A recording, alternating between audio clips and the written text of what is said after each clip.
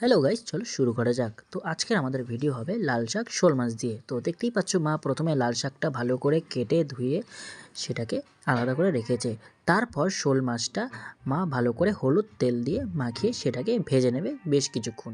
ভাজা হয়ে গেলে মা তেলটার মধ্যে কেটে রাখা লাল শাকটা দিয়ে তাতে নুন, একটু তেল আর হালকা জল দিয়ে মা একটু নাড়িয়ে চাড়িয়ে কিছুক্ষণের জন্য ঢাকা দিয়ে রাখবে।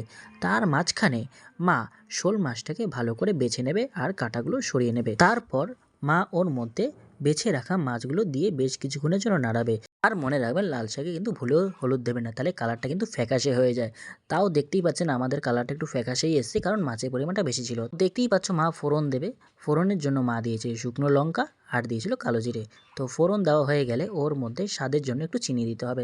ব্যাস, চলো রেডি হয়ে গেল লাল শাক শোল মাছ দিয়ে। এবার আমি গরম গরম ভাতের সাথে খাবো। তোমাদের ভিডিওটা কেমন লাগলো জানিও।